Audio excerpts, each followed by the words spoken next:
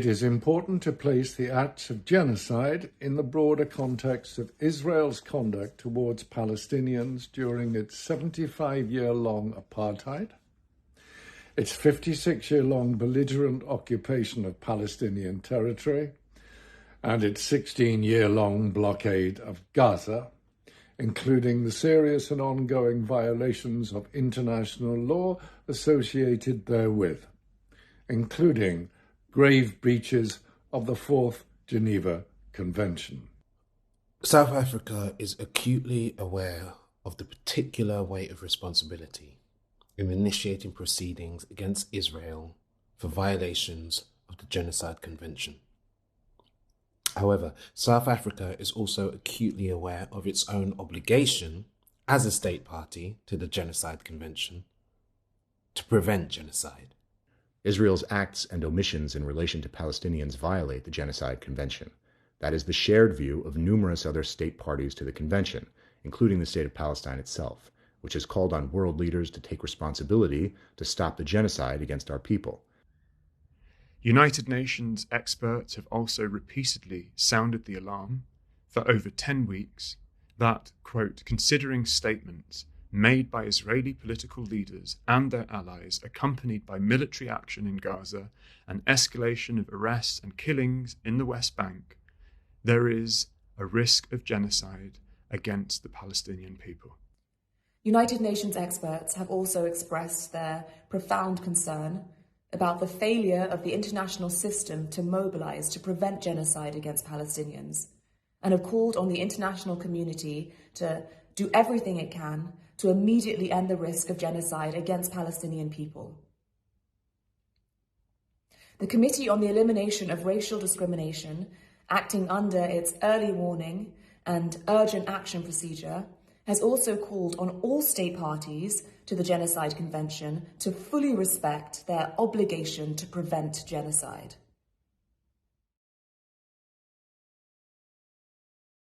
This section provides an overview of the acts in which Israel has engaged that are genocidal in character, having regard to their nature, scope, and context. These acts are ongoing in a conflict context, where Israel is deliberately imposing telecommunications blackouts on Gaza and restricting access by fact-finding bodies and the international media. In the 2 months since the 7th of October 2023, the number of journalists killed already exceeded that of the entirety of World War II. Further detail will be provided regarding these acts over the course of these proceedings. However, such information as is available establish that Israel 1. Is engaged in killing Palestinians in Gaza, including Palestinian children, in large numbers. 2. Is causing serious bodily and mental harm to Palestinians in Gaza, including Palestinian children, and is inflicting on them conditions of life intended to bring about their destruction as a group. These conditions include 3. Expulsions from homes and mass displacement alongside the large-scale destruction of homes and residential areas. 4. Deprivation of access to adequate food and water. 5. Deprivation of access to adequate shelter, clothes, hygiene, and sanitation. 6. Deprivation of access to adequate medical care. 7. The destruction of the life of the Palestinian people in Gaza. And 8. Imposing measures intended to prevent Palestinian birth. United Nations chiefs and the International Committee of the Red Cross, no strangers to conflict situations, have called what is unfolding in Gaza a crisis of humanity. According to the United Nations Secretary General, humanitarian veterans who've served in war zones and disasters around the world, people who've seen everything, say that they've seen nothing like what they see today in Gaza. An entire population is besieged and under attack, denied access to essentials for survival, bombed in their homes, shelters, hospitals, and places of worship. The UNRWA Commissioner General said, "It is a living hell. It is a war of all the superlatives. Everything is unprecedented, and we are out of words." to describe what is going on. Over 21,110 Palestinians are reported to have been killed since Israel began its military assault on Gaza. According to the Palestinian Health Ministry, at least 70% of whom are believed to be women and children. An additional estimated 7,780 people, including at least 4,700 women and children, are reported missing, presumed dead under the rubble of destroyed buildings, dying slow deaths or decomposing in the streets where they were killed. Nowhere is safe in Gaza, as the United Nations Secretary General and many other United Nations experts have now made clear to the international community. Palestinians in Gaza have been killed in their homes, in places where they sought shelter, in hospitals, in UNWRA schools, in churches, in mosques, and as they tried to find food and water for their families. They've been killed, if they failed to evacuate, in the places to which they fled, and even as they attempted to flee along Israeli-declared safe routes. Reports are multiplying of Israeli soldiers performing summary executions, including of multiple members of the same family, men, women, and older people. One such account is the reported execution in Gaza City of at least 11 male members of the Annan family and their relatives, boys and men, said to have been separated out by Israeli soldiers and shot in front of their family.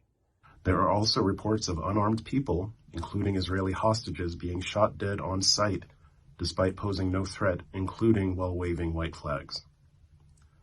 Attacks on Palestinian homes and residential blocks account for a significant number of the dead, with Israel reportedly using artificial intelligence to generate up to 100 bombing targets per day. Israel is said to be dropping dumb bombs on Gaza, as well as heavy bombs weighing up to 900 kilograms, which have a predicted lethal radius of up to 360 meters and are expected to cause severe injury and damage as far as 800 meters from the point of impact. This weaponry is being deployed in one of the most densely populated areas in the world, where approximately 1 in every 100 people has now been killed. For Palestinian children in particular, quote, "Death is everywhere and nowhere is safe." A total of over 7,729 Palestinian children have been killed in Gaza to date. Over 115 Palestinian children in Gaza are killed every day. It is estimated that more Palestinian children were killed in the first 3 weeks in Gaza alone, a total of 3,195, than the total number of children killed each year across the world's conflict zones since 2019.